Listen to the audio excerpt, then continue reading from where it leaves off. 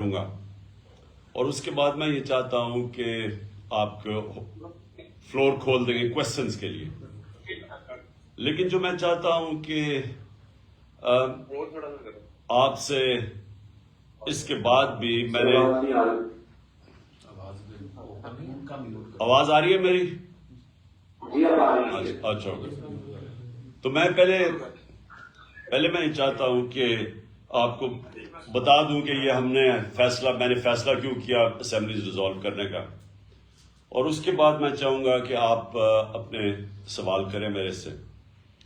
جو سب سے امپورٹنٹ چیز وہ یہ ہے کہ میں نے سنڈے سے میں ڈویژن وائز آپ کو علیحدہ بھی ملوں گا. ادھر آپ میرے پاس آئیں گے زمان پاک، تو ادھر بھی ہم پھر اس کے اوپر مزید اور بھی بات چیت کر سکیں گے، جو کہ میں ابھی اتنی بڑی میٹنگ میں ظاہر ہے سارے سوال نہیں کر سکتے. تو میں چھوٹے چھوٹے آپ کی ڈویژنز میں وہ آپ سے میٹنگ بھی کروں گا تاکہ ہم پوری طرح تیاری کر لیں جب ہم نے یہ اسمبلیز ڈیزالو کرنی ہے.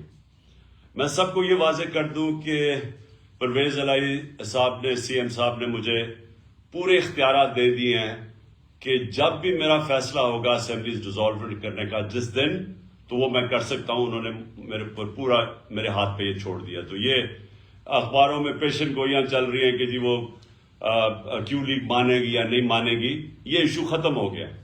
وہ بالکل ہمارے ساتھ کھڑے ہیں اور انہوں نے بالکل جو میرا فیصلہ ہے اس کے اوپر ان کو اعتماد ہے، اور انہوں نے مجھے اختیارات دے دیے ہیں کہ میں جب فیصلہ کروں گا اسمبلیز ڈیزالو کرنے کا. اچھا، اب میں آپ سب کو صرف سمجھانا چاہتا ہوں کہ یہ فیصلہ کیوں کیا. دیکھیں، الیکشن اگر اپنا پورا ٹائم پہ ہو جاتا ہے تو میں آپ کو یقین دلاتا ہوں کہ تحریک انصاف کو کوئی نقصان نہیں ہوگا، ہمیں فائدہ ہی فائدہ ہے. اگر یہ اگست میں سپٹمبر میں الیکشن چلا جاتا ہے تو ہماری پارٹی کی تو مقبولیت بڑھتی جا رہی ہے. جس طرح کی یہ گورننس ہو رہی ہے، جس طرح معاشی حالات تباہ ہو رہے ہیں، اور میں ابھی اس کے اوپر آنے لگا ہوں، جس طرح یہ پبلک کے سامنے ایکسپوز ہو گئے ہیں، تو ان کا تو اب کوئی چانس ہی نہیں ہے، ان کے پاس تو کوئی طریقہ ہی نہیں ہے کہ اپنے آپ کو اٹھانے کا. تو وہ تو اور پبلک کے اندر بھی ریفلیکٹ ہو گیا کہ ایک عوام کدھر کھڑی ہوئی ہے. تو ہمیں تو کوئی نقصان نہیں ہے. یہ جتنی دیر چلتے جاتے ہیں، ساری دنیا کو پتہ چل گیا کہ وہ پنجاب سپیڈ کیا چیز تھی. وہ سارا جو یہ لوگوں کو میڈیا کے ذریعے، اشتہاروں کے ذریعے یہ امپریشن دیا ہوا تھا کہ یہ کوئی بڑے سمجھدار لوگ ہیں، وہ تو عوام کے سامنے ایکسپوز ہو گئے ہیں. لیکن مسئلہ اس وقت پاکستان کا ہے. سب سے پہلے مسئلہ ہے کہ پاکستان، جدھر یہ پاکستان کو لے کے جا رہے ہیں، ہر پاکستانی کو فکر ہونی چاہیے جس پاکستانی کا جینا مرنا پاکستان میں ہے، جس نے ملک سے باہر نہیں بھاگ جانا، جس نے بڑے بڑے لندن میں اپارٹمنٹس نہیں لیے ہوئے اور بڑے بڑے گھر نہیں لیے ہوئے یہاں سے منی لانڈرنگ کر کے، جن کے باہر بینک اکاؤنٹس نہیں ہیں، جنہوں نے یہاں سے باہر ریل اسٹیٹ میں پیسہ انویسٹ کیا ہوا ہے باہر کے ملکوں میں. ان کے علاوہ جو پاکستانیوں نے یہاں رہنا اور مرنا ہے، ان کے لیے تو یہ وہ حالات کریٹ کر رہے ہیں کہ یہ جب جائیں گے تو خدا نہ خواستہ یہاں تو حالات وہ ہو جائیں گی جو بھی گورنمنٹ آئے گی وہ سنبھال نہیں سکے گی. میں آپ کو صرف اکانومی کے اوپر موٹی موٹی بات کرتا ہوں. پہلی چیز یہ ہے کہ ہمارا مسئلہ یہ ہے کہ انہوں نے جو 4 گنا زیادہ پاکستان کے قرضے بڑھائے تھے 2008 اور 2018 کے بیچ میں، یہ جو چھوڑ کے گئے تھے 4 گنا زیادہ 10 سال میں قرضے بڑھے تھے. یہ سمجھ جائیں کہ 60 سالوں کے اندر پاکستان کا 6,000 ارب روپے ٹوٹل قرضہ تھا اور 2008 میں، اور 2018 کے اندر وہ پہنچ گیا تھا 30,000 ارب روپیہ، 30 ٹریلین روپیہ.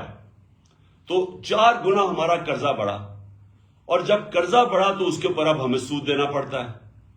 تو پاکستان کا اب حالات یہ ہیں کہ اگر ہماری معیشت بڑھتی نہیں ہے تیزی سے، جس کو اکنامک گروتھ کہتے ہیں، اگر اس ملک کی اکانومی بڑھتی نہیں ہے اور اگر وہ اکانومی سکڑنا شروع ہوتی ہے تو وہ قرضے تو بڑھتے جا رہے ہیں. تو ہم نے قرضہ واپس کیسے کرنا ہے؟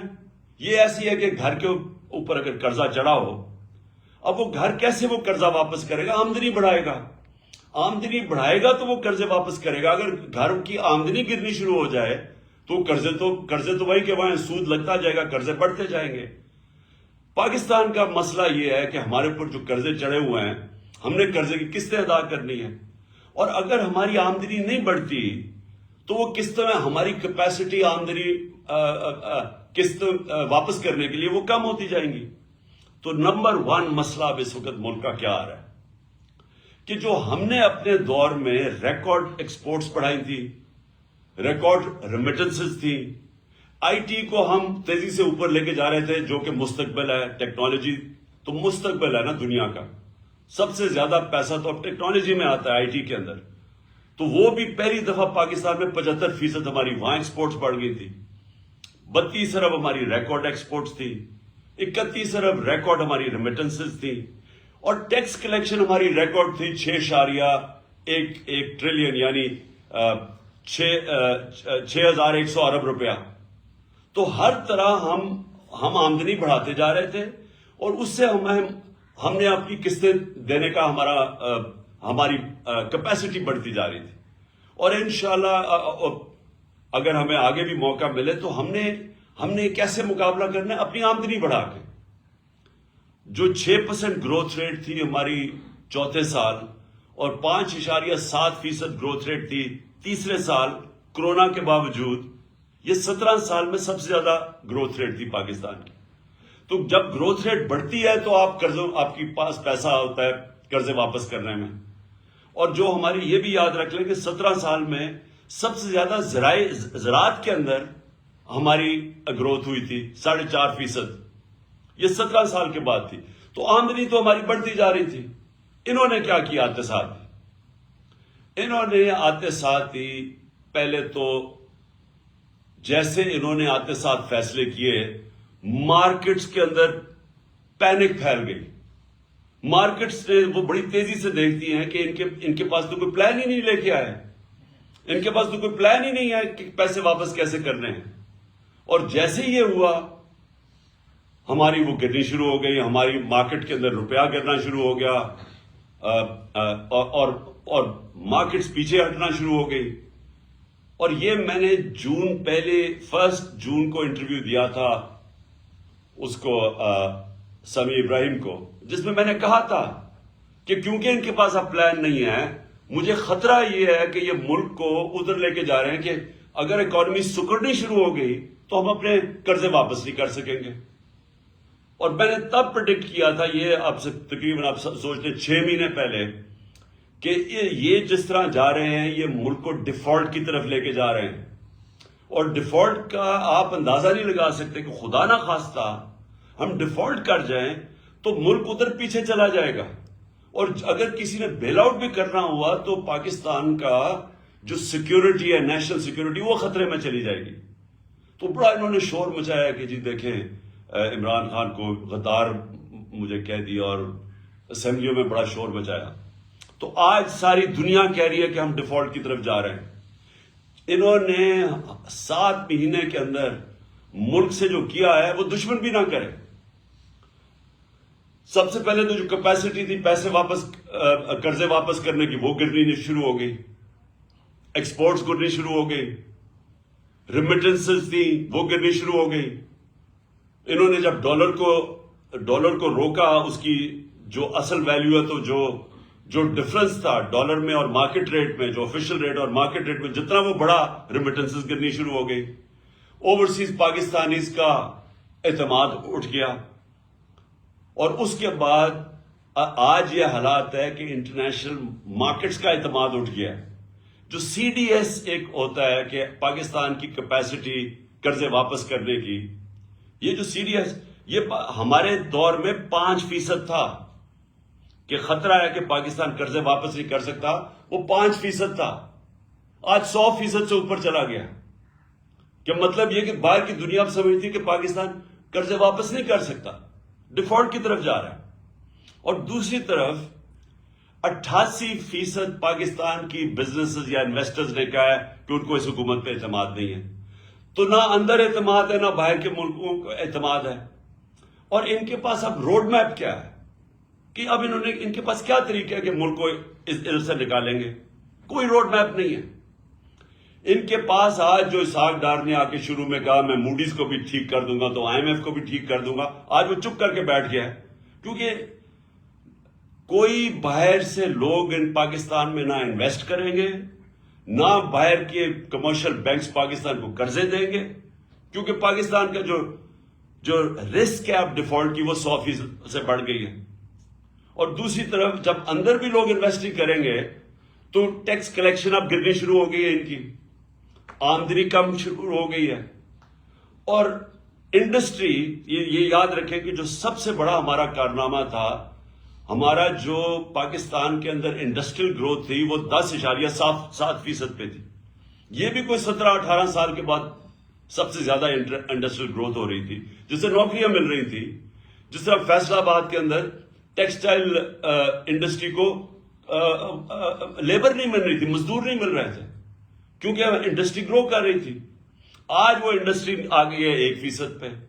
ہمارے دور میں 6% اکانومی گرو کر رہی تھی, آج آ گئی ہے وہ سمجھتا ہے کہ 1% سے بھی کم ہو گیا. اس کا مطلب بے روزگاری بھی بڑھتی جائے گی. اور اس کے اوپر جو زراعت ہے, جو کسان ہیں, آج کسان سڑکوں کے اوپر تھے. کیوں تھے؟ کیونکہ کسانوں کے اوپر جو چیزیں ہم نے جو ان کا فائدہ آیا تھا, ہم نے جو کسانوں کو پیکج دیا تھا, جس سے ہم نے انشور کیا تھا کہ ان کے جو ان کو منافع ہو, ان کی آمدنی بڑھے. ہم نے جو شوگر ملز کو دبایا تھا کہ آپ نے صحیح ٹائم پہ کرشنگ کرنی ہے, پھر کسان کو صحیح ٹائم پہ پیسے دینے ہیں اور پورے پیسے دینے ہیں. تو اس کی وجہ سے جب کسان کی آمدنی بھی بڑھی اور اس کے بعد اس کے پاس جب پروفٹس ہوئے, اس نے اپنی زمین پہ لگایا. اس لیے ہمارے زراعت میں 4 بمپر کراپس ہوئی تھی, جو مین 2 سال جو مین ہماری جو ہماری کراپس ہیں. تو آج کسان اس لیے رو رہا ہے کہ ڈیزل کی قیمت کہاں سے کہاں چلی گئی. اور میں ڈیزل کا یہ بھی بتا دوں کہ ڈیزل اور پٹرول ہمارے دور میں 150 روپے کے اوپر 1 لیٹر تھا. اور یاد رکھیں انٹرنیشنل مارکیٹ کے اندر اس وقت تیل کی قیمت 105 سے 110 ڈالر تھی پر بیرل. آج وہ نیچے آ کے 80 پہ پہنچ گئی ہے, 80-81 پہ. اور آج ڈیزل پہنچ گیا ہے 235 پہ, پٹرول پہنچ گیا 240 پہ یا 44 ہے. روپیہ ہمارے دور پہ جب انہوں نے نو کانفیڈنس کیا تھا تو 178 کا ڈالر تھا. آج ان کی آفیشل ریٹ کو چھوڑے, مارکیٹ کے اندر 245-250 روپے پہ ڈالر نہیں مل رہا.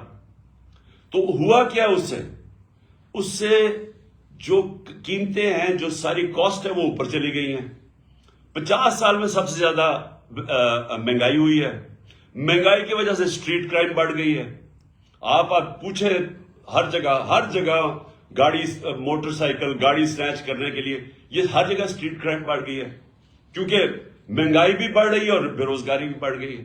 تو کہنے کا مقصد یہ ہے کہ ہمارے لیے تو کوئی نقصان نہیں ہو رہا, گالیاں تو ان کو پڑ رہی ہیں, لیکن ملک بیٹھتا جا رہا ہے.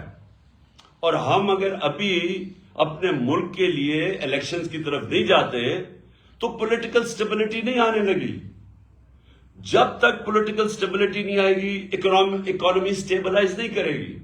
اور ان کے پاس کوئی طریقہ نہیں ہے اب اکانومی کو سٹیبلائز کرنے کا, یا انویسٹمنٹ لانے کا, یا کوئی مدد کرے باہر سے.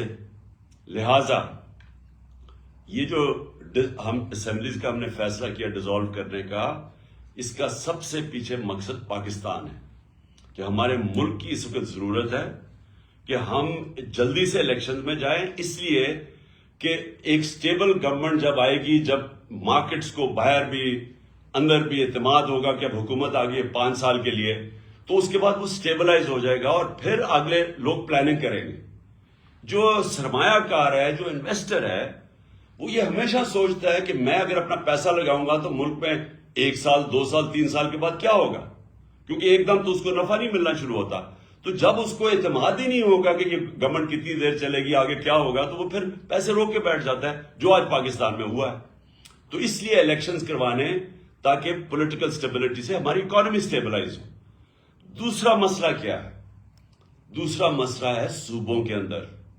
ہماری جو صوبائی حکومتیں ہیں ابھی کے پی کے والوں سے بھی میری بات ہوئی ہے، وہاں محمود خان سے، یہاں پنجاب کی یہ بیٹھے ہوئے ہیں آپ کے سامنے محسن نگاری، یہ آپ کو بتائیں گے حالات کیا ہے۔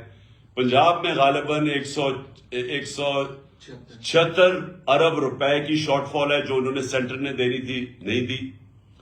پختونخوا چھوٹا سا صوبہ ہے، وہاں 120 ارب روپے انہوں نے دینے تھے، وہ شارٹ فال آ گئی ہے سینٹر سے۔ اور یہی آج گلگت بلتستان میں چلے جائیں تو وہاں کے چیف منسٹر کہہ رہے ہیں، آزاد کشمیر میں چلے جائیں تو وہاں کے پرائم منسٹر کہہ رہے ہیں کہ پیسے نہیں دے رہا سینٹر۔ میں نے سنا بلوچستان کے اندر بھی یہی مسئلہ ہے، وہ بھی کہہ رہے ہیں کہ ان کو جو سینٹر سے پیسے ملے وہ نہیں ملے۔ پختونخوا چھوٹا صوبہ ہے، وہاں بھی یہ مسئلہ آ گیا، وہ اپنے لوگوں کی سیلریز نہیں دے سکتے، پروجیکٹس رک گئے ہیں وہاں۔ تو ایک طرف تو ملکی معیشت نیچے جا رہی ہے، دوسری طرف صوبوں کے اندر کرائسس آ گیا کہ جو ہماری گورنمنٹس ہیں، اگر ہمارے پروجیکٹس ہی نہیں پورے ہوں گے، جو ہم پرفارمنس کیسے دکھائیں گے؟ وہ دوسرا ایک خوف آ گیا صوبوں کے اندر۔ تو اس لیے یہ سب کچھ دیکھتے ہوئے یہ میں نے فیصلہ کیا تھا کہ اس وقت ہم یا تو یہ ہوگا کہ یہ ہمارے ساتھ بیٹھیں اور یہ سوچ لیں کہ تقریباً 66% پاکستان میں الیکشن ہوگا پختونخوا اور پنجاب کا، اگر یہ ڈیزالو کرتے ہیں اسمبلیز تو 66% پاکستان میں الیکشن ہوگا۔ تو کیا یہ ملک اور باقی ویسے رک جائے گا کام؟ کیونکہ ساری جو پارٹیز ہیں جو یہ ابھی بیٹھی ہوئی ہیں 12-13 پارٹیز پی ڈی ایم کی، ان ساروں نے بھی الیکشن میں نکل جانا ہے، تو گورنمنٹ تو فریز ہو گئی، فیڈرل گورنمنٹ۔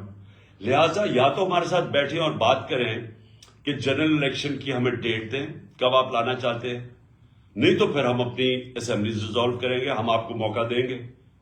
ہم یہ آپ کو موقع دے سکتے ہیں کہ ہمارے ساتھ بیٹھیں اور ہمیں بتائیں کہ کیا یہ آپ چاہتے ہیں کہ صرف 66% پاکستان میں الیکشن ہو اور آپ سینٹر پہ بیٹھے رہیں؟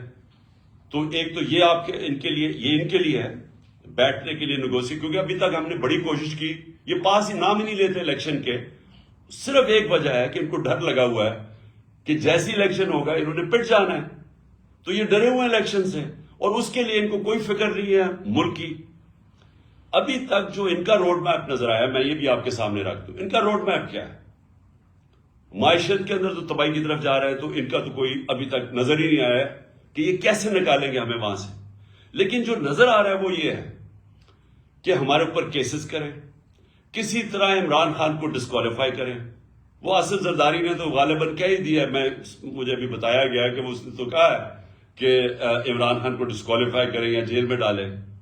تو یہ ان کا بس ایک پلان ہے کہ کسی طرح وہ ڈسکوالیفائی کریں، جیل میں ڈالیں، پی ٹی آئی کے لوگوں کے اوپر کیسز کریں، ہراساں کریں۔ اس کے علاوہ تو مجھے ابھی تک کوئی روڈ میپ نظر ہی، اور دوسرا اپنے کیسز ختم کریں، اپنے کیسز کے اوپر یہ جو 1100 ارب روپے کا ڈاکہ مارا گیا اس ملک کے اوپر، انہوں نے قانون چینج کر کے نیب کے اسمبلی میں بیٹھ کے انہوں نے ساروں نے اپنے کیسز ختم کروا رہے ہیں۔ تو ان کا تو یہ روڈ میپ ہے کہ اپنی چوری کی کیسز ختم کی جائیں اور کسی طرح ہمیں ڈسکوالیفائی کر کے راستے سے ہٹایا جائے، کیونکہ الیکشن ہی آپ لڑ نہیں سکتے۔ تو اس کے علاوہ تو ان کا کوئی روڈ میپ ہے ہی نہیں، اور اس لیے ہم نے یہ فیصلہ کیا ہے کہ بجائے اب ہم، کیونکہ انہوں نے تو بیٹھنا نہیں ہے الیکشن کے لیے، ملک ان سے سنبھالا نہیں جا رہا، لہٰذا یہ ہم نے فیصلہ کیا ہے۔ میں پھر سے آپ کو کہہ دوں کہ کوئی ہمارے ساتھ کاف لیگ مکمل طور پہ کھڑی ہے، ان کی ٹوٹل بیکنگ ہے۔ انہوں نے مجھے چودھری پرویز الہی نے مجھے بالکل آ کے پوری اعتماد دیا ہے کہ جب بھی میں چاہوں گا انہوں نے اسمبلیز ڈیزالو کر دینی ہے، اسمبلی ڈیزالو کرنی ہے، تو ہمارے پاس وہ پوری آپشن ہے۔ میں صرف آپ کو میں صرف باری باری ڈویژن وائز آپ سے بھی میں سب سے بات کروں گا تاکہ آپ سب کو کلیئرٹی ہو جائے اس پہ، تاکہ آپ سب آن بورڈ ہو جائیں۔ میں نے صرف آپ کو یہ اوپننگ اس لیے کی تھی، آپ کو بتانے کے لیے کہ میرا کیا مائنڈ سیٹ ہے اس فیصلے کرنے کے لیے۔